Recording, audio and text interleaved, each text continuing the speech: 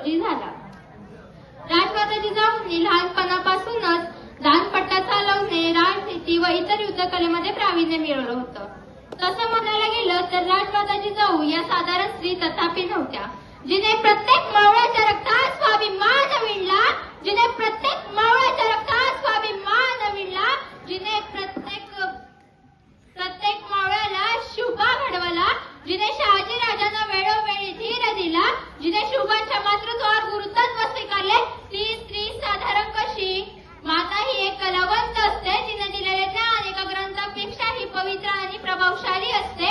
ज्याप्रमाणे एक आई आपल्या मुलाला चांगले संस्कार देऊन घडवण्याची कामगिरी करत असते, त्याचप्रमाणे जिजाऊन या शुभांना चांगले संस्कार देऊन घडवण्याची कामगिरी केली होती. मी एका प्रसंगावरून तुम्हाला सांगते. बंगळूरच्या आदिलशहाच्या दरबारात शहाजीराजे असताना लहानगे शिवाजी आपल्या आईसोबत पुण्यात राहत होते. एके दिवशी शहाजीराजांनी पत्र पाठवलं, मला शुभांना पाहायचंय. ते पत्र जिजाऊच्या हातात पडताच त्यांनी लहानगे शिवाजीला घेतलं आणि बंगळूरच्या जहागिरीवर पोहोचल्या. आनंदाने स्वागत झालं, ओवाळण्यात आलं. बाप पोराची भेट झाली. शहाजीराजे शिवाजीराजांची भेट झाली.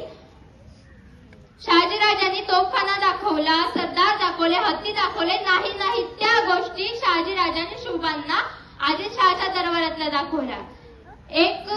एक दिवस होता, संध्याकाळी होत होती, दिवे लागण्याची वेळ होती. शुभा कुठे दिसणार म्हणून जिजाऊंनी सरदाराला सांगितले, जा शुभा कुठे पाहून या.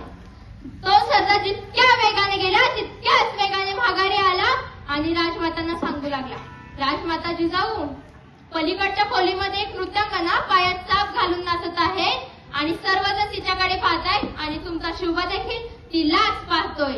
आमच्या आऊसाहेब म्हणाला नाही की तो पाहतोय, तर त्याला पाहू द्यात. आमच्या आऊसाहेब तितक्याच वेगाने उठल्या आणि विजेच्या लखलखाटाने त्या खोलीमध्ये गेल्या आणि शुभानं त्या खोलीमधून बाहेर घेतलं आणि कणकण एक कानाखाली वाजवून दिली.